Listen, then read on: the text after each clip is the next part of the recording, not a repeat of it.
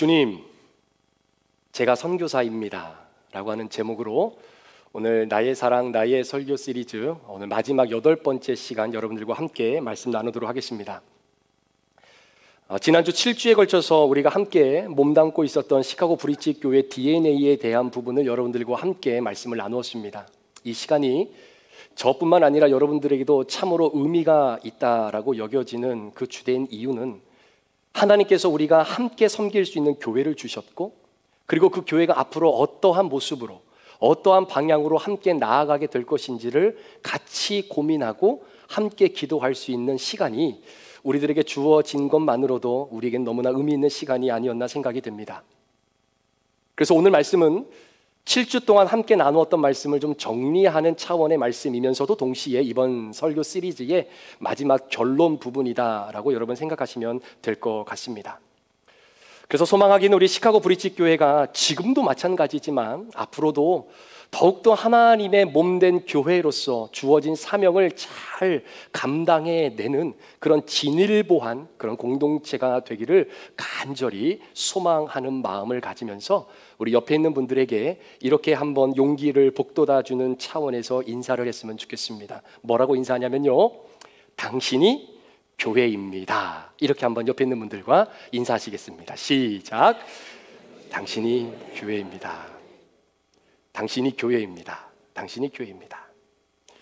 우리는 지난 3년이라는 시간을 거치면서 아마 인생의 전무후무한 것들을 경험하게 되었습니다. 바로 코로나 사태였죠.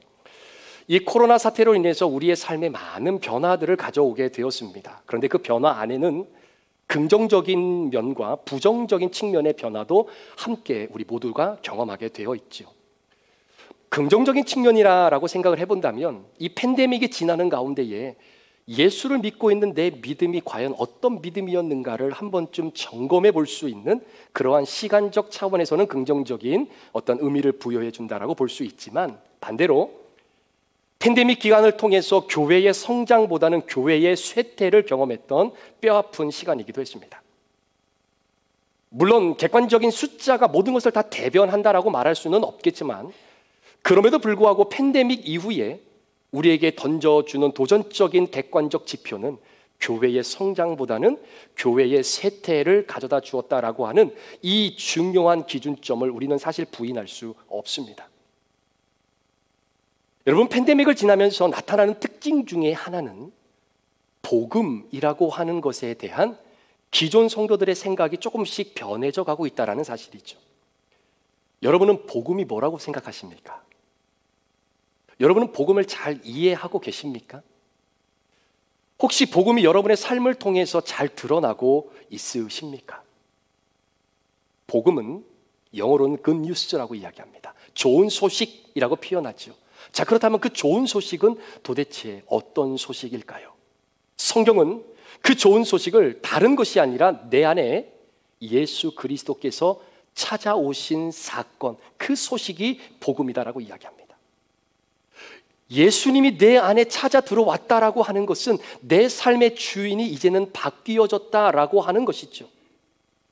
따라서 내 안에 주인이 바뀌어지신 그 주님이 나를 통치하시고, 그리고 그 주님이 나를 인도하시는 그러한 존재가 되어졌다라고 하는 말입니다. 따라서 복음이 내 안에 들어왔다는 것은, 예수 그리스도가 내 안에 들어왔다라고 하는 것은 하나님의 나라가 임했다라고 하는 의미이고, 그 하나님의 나라는 우리가 살고 있는 이러한 지리적, 공간적 개념으로 이해할 수 있는 것이 아니라 하나님의 주권, 하나님의 인도하심, 하나님의 통치가 온전히 복음이 나를 통해서 이 세상에 드러나야 되는데, 팬데믹 기간을 거치면서 이 부분이 굉장히 약해졌다라고 하는 사실이죠. 그 이유가 무엇인가 가만히 보니까 많은 사람들이 생각하기에 내가 꼭 이 복음을 전해야 할까? 내가 복음을 전하지 않아도 다른 누군가가 복음을 전할 텐데 내가 그렇게 힘들게 복음을 전할 이유가 있을까라고 하는 생각을 갖게 되었다라고 하는 것입니다. 자, 그렇다면 왜 사람들이 이러한 생각을 갖게 되었을까? 다른 것은 다 거두절미하고 나와 내 가족은 예수 그리스도를 믿고 있기 때문에 지금 당장 죽어도 우리는 믿음으로 하나님 나라를 갈 수 있다라고 하는 그 신앙의 개인화, 왜곡된 그 복음이 팬데믹 이후에 기존의 성도들의 생각 속에 굉장히 많이 침투해져 있다라고 하는 상황이죠. 여러분, 진짜 복음은요, 왜곡되지 않는 복음은 특성이 있습니다. 그 특성 중에 가장 중요한 것이 생명력입니다. 복음이 내 안에 들어오는 그 순간 그 복음은 그 사람에게만 머물러 있을 수 없다라는 겁니다. 반드시 그 진짜 복음은 흘러가게 되어 있다라는 것이죠. 이유가 무엇이냐면 그 복음은 생명력을 가지고 있기 때문이다라는 겁니다. 따라서 진짜 복음이 내 안에 있는 사람은 복음으로 인하여 하나님이 내 인생의 주인 되심이 드러나게 되는 것이고, 하나님이 내 인생의 주인이시다라고 하는 것은 하나님의 나라가 임했다라는 것이고, 하나님의 나라가 내 안에 임했다라는 것은 하나님의 통치와 주권과 인도하심 속에 내가 오늘도 살아가고 있는 것이 내 삶을 통해 드러날 수밖에 없다라는 겁니다. 자, 그렇다면 여러분, 여기서 우리가 한 가지 질문을 던질 것이 있습니다. 내가 복음을 알고 있고 그 복음이 내 안에 있는데 정말 내 삶과 내 자녀와 내 직장과 내 회사에서 과연 나를 통해 이 진짜 복음이 하나님의 주인 되심이 드러나고 있는가? 궁극적으로 나는 복음 때문에 변했는가? 아니면 그 복음 때문에 지금도 나는 변화되어져 가고 있는가에 대한 질문이죠. 여러분, 복음 때문에 변화되셨습니까? 여러분, 복음 때문에 지금도 조금씩 변화되고 계십니까? 이것이 왜 중요하냐면 사도 바울이 믿음의 아들인 디모데에게 에베소 교회의 목회를 맡기면서 영적 아비로서 그에게 해주었던 가장 중요한 마음이 있습니다. 자, 그 마음이 디모데전서 4장 15절 16절에 이렇게 기록이 되어 있는데 한번 보십시오. 이 모든 일에 전심전력하여 너의 성숙함을 모든 사람에게 나타나게 하라. 내가 내 자신과 가르침을 살펴 이 일을 계속하라. 이것을 행함으로 내 자신과 내게 듣는 자를 구원하리라고 기록되어 있습니다. 금방 여러분이 스크린을 보셨던 버전은 개역 개정 성경입니다. 지금 여러분의 성경이죠. 그런데 개역 개정 바로 이전의 버전이 개역 한글 버전입니다. 그 개역 한글 버전에는 디모데전서 4장 15절 16절을 어떻게 표현하고 있냐면 한번 보십시오. 이 모든 일에 전심전력하여 너의 진보를 모든 사람들에게 나타내게 하라. 내가 내 자신과 가르침을 삼가 이 일을 계속하라. 이것을 행함으로 내 자신과 내게 듣는 자를 구원하리라고 되어 있습니다. 자, 사도 바울은 디모데에게 너의 진보를 많은 사람들에게 보여 알려라 라고 이야기합니다. 자, 그렇다면 디모데에게 있어서 복음의 진보, your progress, 이건 무엇을 의미하는 것일까요? 다른 것이 아니라 사도 바울을 통해서 들었던 그 복음이 디모데라고 하는 영혼의 마음속에 들어감으로 말미암아 그 복음의 생명력 때문에 디모데야, 네가 변화되어졌던 그 삶의 모습, 그게 your progress, 끊임없이 변모되어져 가고 있는 그 복음 때문에 그 변모의 모습을 많은 사람들에게 보여주고 알려라라고 이야기합니다. 이유가 있어요. 왜 그랬을까요? 그 다음에 이어지는 말씀에 이러한 말씀이 있습니다.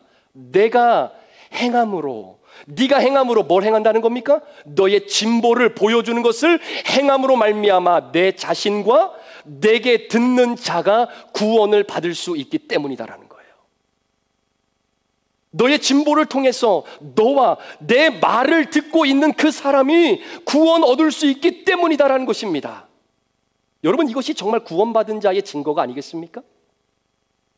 마치 우리 주변에 있는 이단의 구원받처럼 예수 믿는 자들에게 집요하게 달려들어서 여러분 구원 받으셨습니까?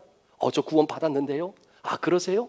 그러면 구원을 몇 년, 몇 월, 몇 시, 몇 초, 몇 분, 몇 초에 받으셨습니까? 아, 그건 모르겠는데요. 에이, 구원 안 받았네. 그건 구원 받는 건 아닙니다. 구원 받으면 내가 몇 년, 몇 월, 며칠, 몇 분, 몇 시, 몇 분, 몇 초에 받았는지 알고 있어야죠. 그러면서 다시 구원 받으라 그래요. 그렇게 집요하게 달려들어 구원의 증거를 파헤치는 것은 성경적 논리가 아닙니다. 오히려 예수 그리스도의 복음이 내 안에 들어옴으로 말미암아 내 삶에 변화되어진 것, 하나님의 통치와 주권과 인도하심이 연약한 나의 삶을 통해 드러나게 되는 것, 여러분, 그것이 구원받은 사람들의 증거가 아니겠습니까? 복음이 내 안에 있다라고 하면서 복음을 전하지 않아요. 복음이 내 안에 존재한다라고 하면서 그 복음으로 내가 변화되려고 하지 않아요. 죄송합니다. 그 복음은 왜곡된 복음일 가능성이 많다라는 거예요. 이유는 진짜 복음은 그 생명력이 전해지지 않을 수 없기 때문입니다. 마치 수가성 여인이 그 떼약볕에 자신의 목마름을 해결하기 위해 우물가에 찾아왔다가 진정한 복음 되시는 예수 그리스도를 만나고 난 이후에 물동이를 버려두고 동네로 뛰어들어간 내가 예수를 만났다, 내가 복음을 만났다 라고 증거했던 그 모습처럼, 마치 예수님께서 공생의 기간 가운데에 중풍병자를 일으켜 세우시며 이렇게 말씀하셨습니다. 누구에게도 가서 말하지 말아라. 근데 내가 예수를 만나 치유가 됐거든요. 회복이 됐거든요. 그 복음 때문에 내가 변했거든요. 그러니까 들어가서 많은 사람들에게 내가 예수를, 복음을 만났다라고 증거했던 그 중풍병자의 모습처럼, 안식 후 첫날에 막달라 마리아가 예수님의 무덤에 찾아 들어갔을 때 돌무덤은 열려져 있고 그 안에 예수님의 시신은 없었습니다. 그때 나타났던 천사가 뭐라 그러던가요? 왜 부활하신 주님을 죽은 자 가운데서 찾느냐? 예수님 말씀하셨던 것처럼 예수님은 이미 부활하셨다라고 하는 메시지를 듣자마자, 복음을 경험하자마자 쏜살같이 제자들의 공동체 안으로 들어가 내가 예수를 만났고 부활하신 주님을 만났다라고 하는 그 고백이 나오는 것처럼, 내 안에 그 복음은 머물러 있을 수만은 없다라는 겁니다. 내 안에 진정한 그 복음은 나로 하여금 내 안의 복음을 다른 누군가에게 소개하게 만드는 선교사로 만들어낸다라는 사실이에요.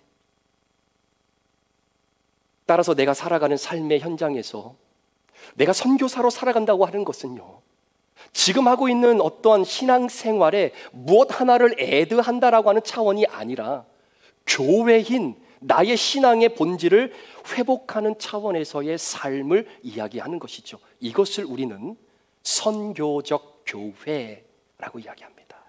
미셔널 처치, 선교적 교회. 우리가 7주 동안 브릿지 교회 DNA를 여러분들과 함께 나누면서 제가 누누이 강조했던 것 중에 하나가 교회란 무엇인가라는 것. 여러분, 교회란 무엇입니까? 교회는 건물이 아닙니다. 교회는 건물이 아닙니다. 어떤 누군가가 교회는 이렇게 만약에 정의한다면, 예수 그리스도로부터 부름받은 사람들의 모인 공동체라고만 교회를 정의한다고 한다면 그 정의는 50점짜리 정의가 될 수밖에 없습니다. 교회는 여러분이 교회입니다. 여러분 자신이 교회입니다. 그런 의미에서 아직 건물이 없고 우리 건물이 없는 우리에게는 건물 자체가 교회가 아니라 내가 교회입니다 라고 하는 이 이해를 인식하는 데 있어서 굉장한 도움이 우리에게 주어진 시간이라고 생각합니다. 그리고 그 교회는 다름이 아닌 하나님으로부터 세상으로 보냄받은 바로 그 존재라는 것이죠. 그래서 오늘 예수님께서 마지막 대제사장적 기도를 하나님 앞에 올려드릴 때 오늘 본문 21절에 이렇게 고백하는 겁니다. 아버지여, 아버지께서 내 안에, 내가 아버지 안에 있는 것 같이 그들도 다 하나가 되어 우리 안에 있게 하사 세상으로 아버지께서 나를 보내신 것을 믿게 하옵소서. 무엇을 위해 하나님이 교회인 저와 여러분을 세상으로 보내셨습니까? 무엇을 위해? 하나님께서 그의 아들 예수 그리스도가 이 세상의 구원자이시다라는 것을 그들로 하여금 믿게 하기 위하여 교회인 저와 여러분을 세상으로 보내셨다라고 하는 사실이, 이것이 저와 여러분들에게 주어진 소명이며 동시에 사명인 겁니다. 이 소명과 사명을 감당하게 될 때 그 사람 안에 진짜 복음이 소유되어진 교회의 모습인 거죠. 그래서 사랑하는 여러분, 교회는 세상으로 나가야 되는 겁니다. 왜 그런지 아십니까?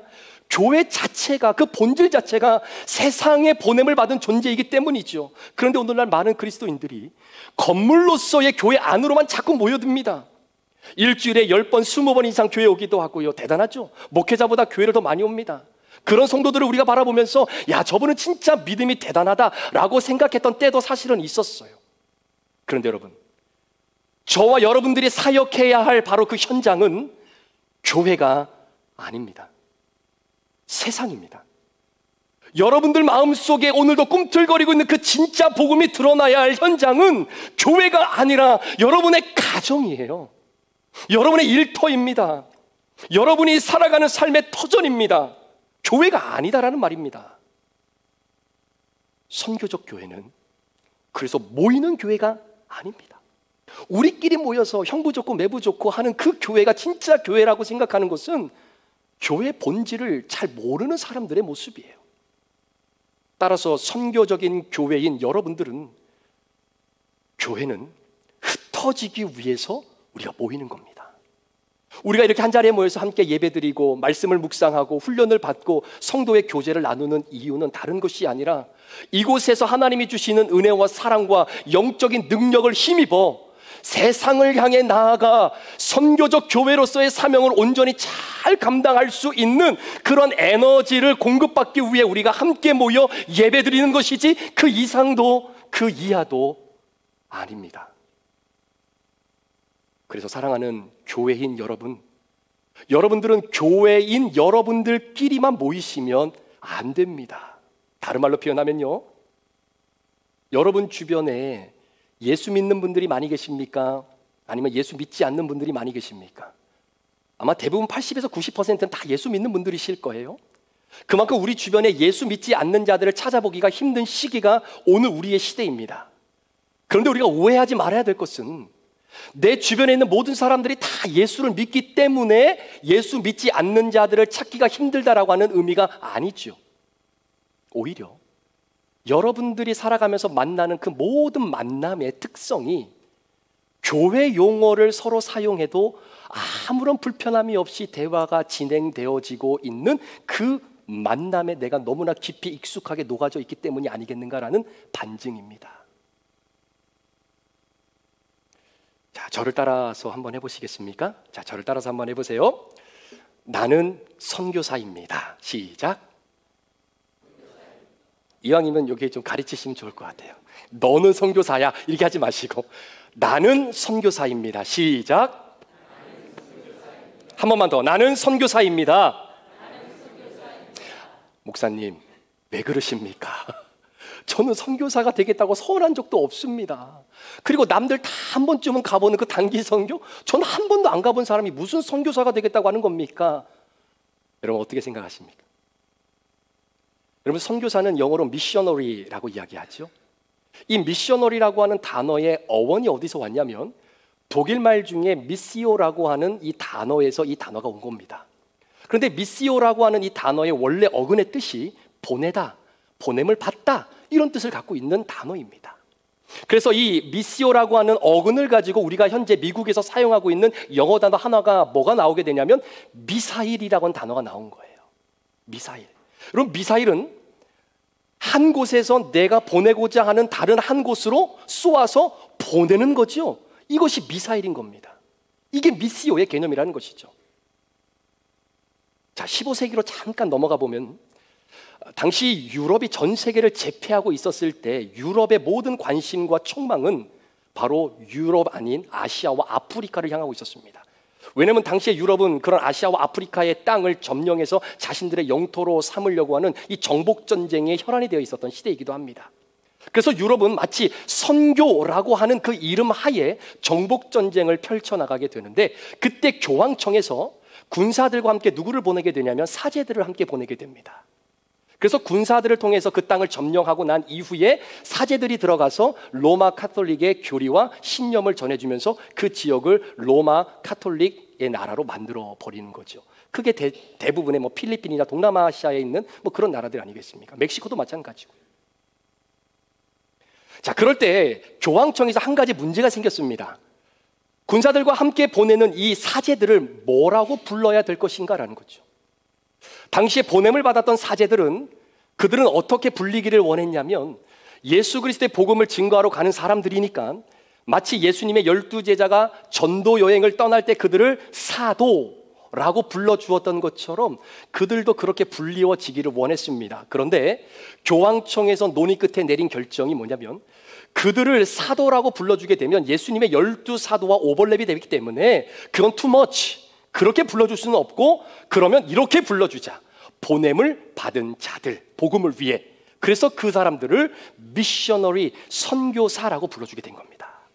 그때부터 우리가 알고 있는 미셔너리라고 하는 단어가 우리에게 사용되어지게 된 것이죠. 여러분, 선교사는 어떤 사람입니까? 복음을 위해 보냄을 받은 자들이. 어디로 보냄을 받았습니까? 세상으로 보냄받은 자들입니다. 어떤 사람들에게 그 세상은 멕시코가 될 수 있고요, 어떤 분에게 그 세상은 인도네시아가 되고 필리핀이 되고 그리고 다른 코스타리카, 다른 지역이 될 수 있지만, 선교사로 보냄받은 저와 여러분, 우리의 선교지는 바로 여러분들이 두 발을 딛고 호흡하며 살아가고 있는 그 삶의 현장 자리가 바로 하나님 우리에게 주신 선교지라는 것.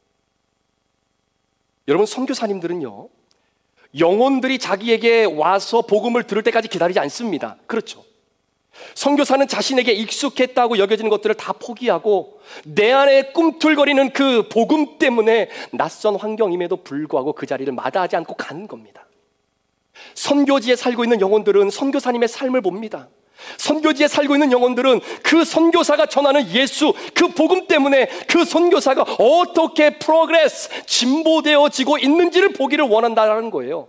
마찬가지, 선교적 교회로 여러분들에게 주어진 삶의 자리로 교회인 여러분들이 파송받으셨기 때문에 그곳이 나의 선교지라고 하는 인식을 가지고 예수 믿지 않는 자들에게 여러분의 삶을 통해 여러분들 안에 있는 복음, 예수 그리스도의 통치와 하나님의 나라가 온전하게 드러날 수 있어야 되는 것, 여러분, 그것이 바로 유기적인 교회입니다. 제도적인 교회는요, 자꾸 교회 안으로 뭔가를 한정하려고 그래요. 그러나 유기적인 교회, 오르가닉 처치 기억하시죠? 선교적 교회는 세상 한복판에서 서로 유기적으로 있는 곳에서 함께 복음을 드러내기 위해 같이 연합되어지는 교회, 그게 바로 여러분과 여러분의 연합을 말하는 것 아니겠습니까? 제도적인 교회는 자신의 모든 에너지와 헌신과 봉사가 다 교회 안에 있어요. 그러나 선교적인 교회는 세상을 향해 그 에너지가 집중되어져 있다는 것입니다. 여러분, 교회 안에 에너지가 집중되면 될수록 그 교회는 잡음이 일어날 확률이 굉장히 높습니다. 마치 이런 거죠. 좋은 음식과 영양가 있는 음식을 많이 섭취했다면 그 영양분을 밖으로 배출을 해야 되지만, 그렇지 않고 몸속에 쌓아놓게 되면 여러분 비만에 걸리게 됩니다. 여러분 아시죠? 모든 성인병의 근원은 비만에서 오는 겁니다. 여러분의 영적인 시각을 밖으로 돌려놓으시기를 주의 이름으로 축복합니다. 말씀을 준비하면서 접하게 된 책이었는데요, 마이클 프로스트라고 하는 유명한 선교 신학자가 있습니다. 이 선교 신학자가 쓴 책 중에 The Five Habits of Highly Missional People 이라고 하는 책이 있어요. 그 책은 선교적 교회로 살아가는 우리가 내 삶의 현장에서 어떻게 그 선교사적인 삶을 어플라이 할 수 있을까를 우리에게 소개해 주는 책입니다. 이 시간에 5가지 원리를 소개하는데요, 그 원리를 여러분들에게 간단하게 소개를 해드리고 그 원리 또한 선교사적인 삶을 사는 여러분의 삶에도 한번 적용해 보시면 어떨까 해서 한번 소개를 해드립니다. 자, 그 책에 보면 저자는 다른 거는 다 거두절미하고 선교사적인 삶을 살아가는 사람들은 surprise the world, 세상을 깜짝 놀라게 해야 된다는 거예요. 자, 그러면 세상을 어떻게 깜짝 놀라게 하겠습니까? 믿지 않는 내 형제 자매 이웃을 어떻게 우리가 깜짝 놀라게 할 수 있을까요? 5가지 원리를 이야기하는데, 이 5가지의 원리의 첫 번째 알파벳을 따서 이 저자는 그것을 BELLS라고 이야기합니다. B-E-L-L-S, BELLS. 자, 그 중에 첫 번째 원리 B, 바로 blessing입니다. blessing. 여러분 마음속에 저 사람 전도했으면 좋겠다, 저 사람 우리 교회 꼭 한번 데리고 왔으면 좋겠다 라고 하는 사람들이 다 있으시죠? 아멘? 이거 있다고 가정하에 말씀을 드리겠습니다. 다 있으세요, 여러분. 네, 다 있단 말입니다. 자, 그러면 여러분 마음속에 품고 있는 그 선교 대상자를 바라보면서 blessing, 축복의 말, 위로와 용기와 그리고 사랑의 말을 많이 쏟아부어 주라는 얘기예요. 여러분, 칭찬하면 고래도 춤춘다라고 하는 말이 있는 것처럼 자신을 축복하고 그리고 위로해주고 용기를 주는 말을 하는 그 사람의 뒷공무니에 대고 소위 이거 한 사람 없다라는 이야기예요. 나를 축복해주는 말을 통해 그 영혼의 마음이 조금씩 열리게 되는 것, blessing. 2번째 원리는 eat, 먹는 겁니다. 여러분들의 주식이나 또한 누구와 만나서 밥을 먹는가를 한번 잘 돌아보면 아마 거의 대부분이 예수 믿는 자들과 함께 밥을 먹을 때가 많으실 겁니다. 그런데 이 저자는 그러지 말고 선교사적인 삶을 살아가는 사람은 그래도 일주일에 한 번 정도는 넌 크리스찬들과 함께 밥을 먹을 수 있는 기회가 있어야 된다는 거예요. 먹는 것을 통해 서로 교감을 나누고 서로의 관계가 회복이 되면서 그 사람의 마음이 조금씩 열려져 갈 수 있기 때문이다라는 것입니다. 그래서 넌 크리스찬과 밥을 먹을 수 있는 것, 불편하지요. 그러나 선교사적인 삶을 사는 사람은 그 불편함을 감수하고 가야 되는 거예요. 자, 세 번째 원리는 listen입니다. B-E-L, 첫 번째 L, listen. listen은 듣는 건데 그 저자에 의하면 그것은 하나님의 음성과 마음을 내가 생각하고 읽어낼 수 있는다라고 하는 차원에서의 기도를 이야기합니다. listen. 자, 예를 들면 이런 거지요. 하나님, 오늘 내가 직장을 나가서 출장을 나가는데 오늘 내가 어떤 사람을 만날지 모르겠습니다. 그리고 혹시 하나님, 내가 오늘 누구를 만나야 되는데 그 사람을 만났을 때 내가 어떻게 내 안에 있는 복음을 그 사람에게 보여줄 수 있을까요를 하나님께 여쭈어 보며 하나님의 마음을 읽어낼 수 있는 영적 와이파이가 연결되어 있는 영적인 긴장감을 놓쳐서는 안 된다는 거예요. 여러분, 선교사님들도 그러지 않으시겠습니까? 아무도 없는 오지에서 선교하는데 기다린다고 영혼이 오는 것이 아니라 내가 복음을 들고 나가야 되는데 누구를 만날지를 알아요. 누구를 만나서 무슨 이야기를 해야 될지 어떻게 합니까? 그러니까 선교사님들은 하나님께 기도하는 겁니다. 하나님, 나에게 만날 영혼을 붙여주십시오. 여러분, 전도할 때 그런 거 다 해보셨잖아요. 마찬가지입니다. 그 영혼에게 내가 어떻게 하나님의 복음을 전해야 되겠습니까? 를 하나님께 물어보는 영적 긴장감을 갖고 살아가는 것이 선교사적인 삶을 살아가는 사람에게 중요한 부분이라는 거예요. 네 번째 원리는 B-E-L-L, 두 번째 L, learn, 배운다라는 겁니다. 배운다. 자, 우리는 보통 선교를 가고 단기 선교를 간다라고 하면 제일 먼저 드는 생각이 뭐냐면 우리가 이번 단기 선교를 통해서 그분들에게 무엇을 전해줄까? 그분들에게 무엇을 베풀고 올 수 있을까? 그분들에게 무엇을 좀 주고 올 수 있을까를 생각하지요. 이게 틀렸다라는 이야기는 아닙니다. 그런데 진정한 선교의 마음은 우리가 그들에게 무엇을 가르쳐주고 무엇을 좀 남겨주고 무슨 축복을 좀 주고 올까라고 하는 생각 이전에 우리가 그들로부터 무엇을 배울 수 있을까를 먼저 생각하며 다가가야 된다는 거예요. 아무리 그분들이 우리보다 경제적인 여건이 저 밑에 있는 분들이라 할지라도, 아무리 그분들이 우리보다 가방끈이 너무나 짧다라 할지라도, 그래도 여러분, 사람은 그래도 배울 것이 있어요. 무엇 하나만이라도 그 사람을 통해서 배울 것이 있다는 겁니다. 따라서 선교사적인 삶을 살아가는 우리 사랑하는 교회인 여러분들이요, 여러분들이 전도하기를 원하는, 기도하며 품는 그 영혼과 만날 때 내가 무엇인가를 가르쳐주고, 그래서 어떤 분이 이런 얘기를 하더라고요. 이건 원고에 없는 이야기인데, 교회 다니는 사람들의 전도의 이 소식을 이렇게 전도하는 이야기를 들어보면 너무 답답하다는 거예요. 왜? 우리는 알지요, 복음이 뭔지를. 그러나 복음을 들어보지 못한 사람은 그게 이해가 되지 않습니다. 그런데 통상적으로 복음을 전하는 사람들은 아예 왁구를 짜가지고 너는 이거를 완전히 믿어야 돼, 너는 이걸 들어야 돼, 너는 내가 전하는 이 논리를 받아들여야 돼 라고 하는 마음을 가지고 다가온다라는 거예요. 그러니까 복음을 듣지 못하고 알지 못하는 사람은 그게 굉장히 부담스럽게 여겨지는 겁니다. 그러니 그게 들어오겠어요? 튕겨져 나가지. 그리고 마음이 닫혀버리면 그 다음에 그 사람의 마음의 문을 열기는 훨씬 더 어렵다는 이야기입니다. 네 번째 원리, learn, 배우는 자세로 다가가십시오. 마지막 다섯 번째는 sent입니다. B-E-L-L-S, sent. 하나님 아버지께서 예수 그리스도를 이 세상에 보내셨습니다. 마찬가지로 예수님이 부활하시고 난 이후에 성령님도 하나님과 예수 그리스도에 의하여 성령님도 이 땅으로 보내심을 받은 존재입니다. 무엇 때문에? 하나님과 예수 그리스도의 뜻을 성령님께서 이 땅 가운데 온전히 드러내시기 위하여 그분도 보냄 받으신 것처럼 저와 여러분들도 동일하게 삶의 선교 현장으로 우리가 보냄을 받은 사람들, 그것이 바로 선교적 교회란 말씀을 마무리합니다. 지난 화요일 날 저녁에 최근에 시카고에서 교회를 개척하신 한 목사님과 같이 저녁 식사를 하게 된 기회가 있었습니다. 개척을 한 지 한 4개월 정도가 됐고요. 그리고 지금은 가정에서 식구들끼리 함께 예배를 드리고 있는 그런 상황입니다. 아무래도 목사님이 개척을 하고 또 살아가다 보니 경제적인 어려움이 좀 있어서 어쩔 수 없이 일을 좀 해야 되는 그런 상황입니다. 그래서 지금은 물류회사에서 풀타임으로 일을 하고 계십니다. 그래서 목사님과 함께 식사를 하면서 제가 그렇게 이야기를 했어요. 목사님, 혹시 일하시는 거 어렵지 않으십니까? 저도 물류회사 일하시는 분들 많이 알고 있는데 옆에서 보니까 굉장히 바쁘고 또 일도 많이 어려운 것 같던데 어때, 목사님 괜찮으세요? 그랬더니 그 목사님이 이렇게 얘기를 하는 거예요. 목사님, 회사 일하는 거는 그렇게 어렵지 않습니다. 그런데 회사 사람들이 내가 목사인 걸 알아요. 내가 교회 다니는 걸 알고 그리고 내가 예수 믿는다는 걸 압니다.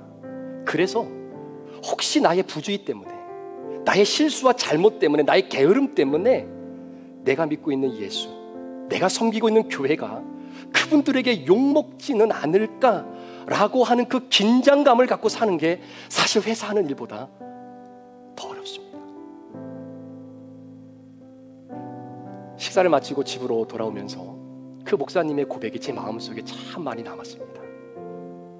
그러면서 들었던 생각이, 나는 얼마나 신경 쓰고 살고 있는가, 나는 얼마나 신경 쓰고 살고 있는가, 나의 삶의 자리에서 이런 영적 긴장감이 과연 나에게는 있는가. 나는 성도들에게, 학생들에게, 여러분은 선교적 교회입니다. 하나님이 여러분을 세상으로 파송하셨습니다. 그렇게 사셔야 됩니다 라고 목이 터져라 외치고 있는 나는 진짜 하나님으로부터 보냄받은 존재로 내가 살고 있는가? 사랑하는 여러분, 이번 8주 동안 우리가 시카고 브릿지 교회 DNA의 이 말씀을 마무리하면서 하나님 앞에 정말 이렇게 함께 고백하며 이 설교를 좀 마무리했으면 좋겠습니다. 저를 한번 따라해 보십시오. 내가 교회입니다. 시작. 자, 이번에는 두 손으로 이렇게. 주님, 내가 교회입니다. 시작. 자, 두 번째, 오늘 설교 제목입니다. 주님, 제가 선교사입니다. 시작. 주님, 제가 선교사입니다. 남편이 아내에게, 아내가 남편에게, 부모가 자녀에게, 자녀가 부모에게 선교사입니다. 마지막 세 번째, 내가 살아가는 이 현장이 선교지입니다. 시작. 내가 살아가는 이 현장이 선교지입니다. 아멘. 그러니까 여러분 일터에서 선교사로서의 삶을 살아내십시오. 힘들어도, 좀 어려워도, 또 삶이 좀 곤고해도 여러분 선교사가 그 현지 영혼들 앞에서 인상 쓰면서 욕하고 입에 담아서는 안 될 말들을 담으면 여러분 그것이 어떻게 선교사로서의 사명을 살아갈 수 있겠습니까? 세상의 법도 잘 지키십시오. 교회 안에서만 복음을 드러내지 마시고 여러분의 삶의 현장에서, 가정에서, 부부 안에서, 부모와 자녀 안에서 선교사의 사명을 살아내십시오. 그게 하나님이 여러분을 이 땅에 보내신 목적입니다. 기억하기는 우리가 선교사로서 세상을, 믿지 않는 내 이웃을 함께 일하고 있는 그 종업원들을, 그리고 내 피부를 맞닿고 살아가는 내 부모와 내 자녀들, 내 남편과 아내, 그 가정을 서프라이즈 하게 할 책임을 부여받고 우리가 선교지로 파송을 받은 그 일들을 온전히 감당하기 위해 우리 브릿지 공동체는 여러분들이 선교적 교회로서의 삶을 살아가도록 끊임없이 뒤에서 기도하고 도울 겁니다. 그리고 영적 에너지를 잘 충분히 공급받아서 오늘도 예배 마치고 세상으로 파송받아 나아가는 우리 선교사들이요, 여러분의 삶의 현장에서 하나님의 부르심에 순종하여서 그 사명을 믿음으로 잘 감당해내는 하루하루, 한 주 한 주, 한 달 한 달의 삶이 되시기를 우리 구주 예수 그리스도의 이름으로 간절히 축원합니다. 기도하시겠습니다.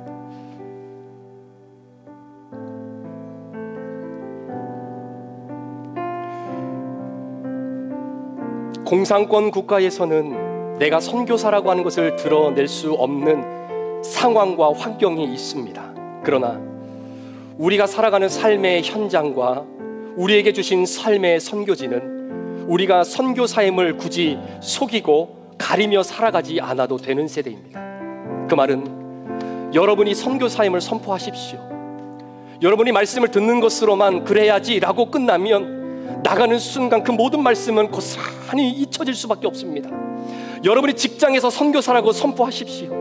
여러분 가정에서 내가 선교사라고 선포하십시오. 여러분 자녀와 남편과 아내의 관계 속에서 내가 선교사라고 여러분 선포하십시오.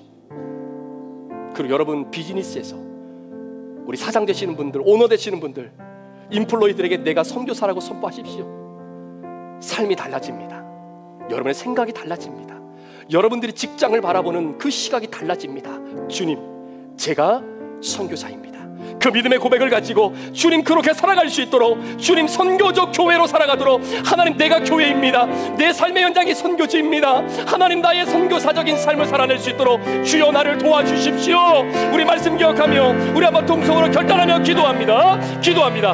하나님 아버지, 이 시간 우리 사랑하는 귀한 성도들을, 하나님 내가 선교사입니다. 내가 교회입니다. 하나님 내 삶의 현장이 선교지입니다. 저 멀리 노지가 선교지가 아니라 하나님 아버지 내가 살아가고 내가 숨쉬며 살아가는 그곳이 선교지를 고백합니다. 주여 도와주셔서 선교사적인 삶을 살기를 원합니다. 선교사적인 삶을 살아내기를 원합니다. 선교사적인 삶을 살아내기를 원합니다. 하나님 아버지, 때로는 힘들고 어려울지라도 우리를 이 땅에 보내신 하나님의 놀라운 은혜를 기억하며 나갈 수 있도록 인도하여 주옵소서.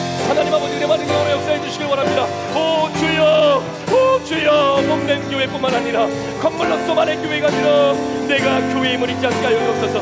주님 내가 교회입니다. 주님 내가 선교사입니다. 주님 나의 삶이 선교지입니다. 하나님 아버지, 믿음 고백을 가지고 주의 영광을 드러내며 주의 사명 감당하는 우리 귀한 성도들 되게 하여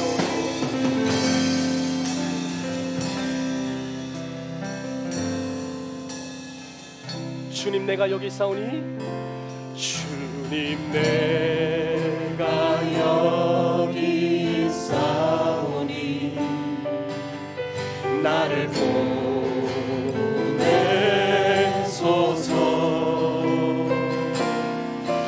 나의 맘 나의 몸 주께 드리오니 주 받으옵소서.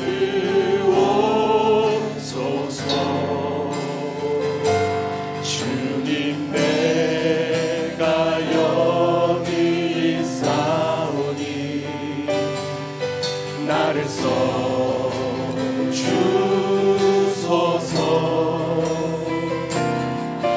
가진 것 모두 다 주께 드리오니 주 받으옵소서.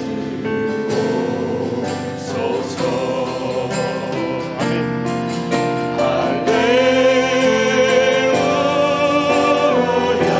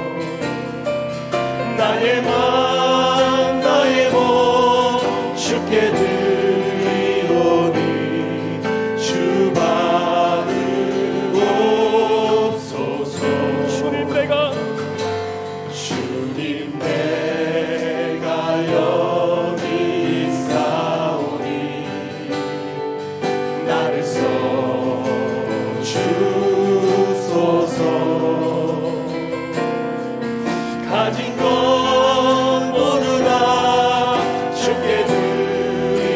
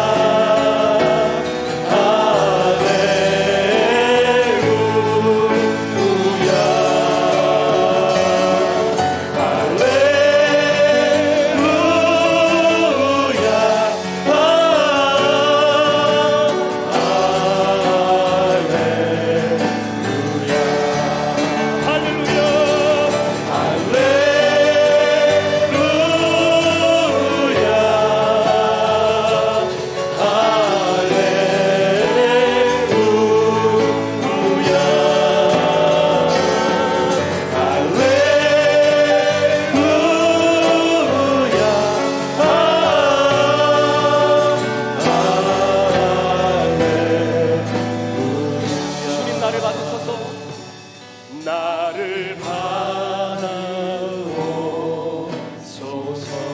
나를 받으소서. 나를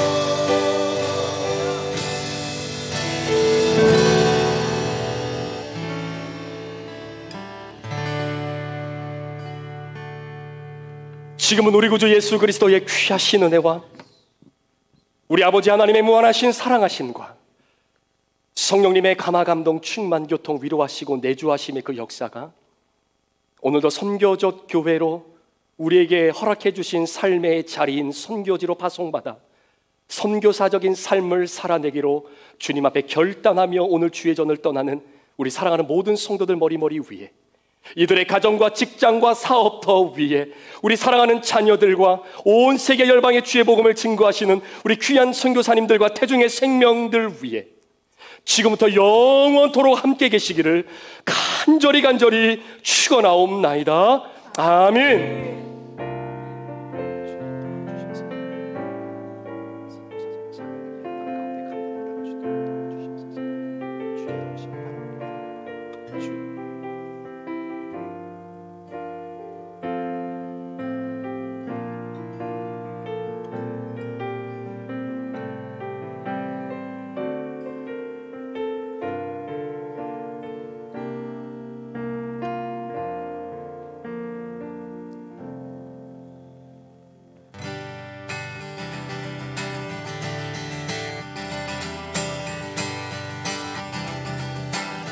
하늘 여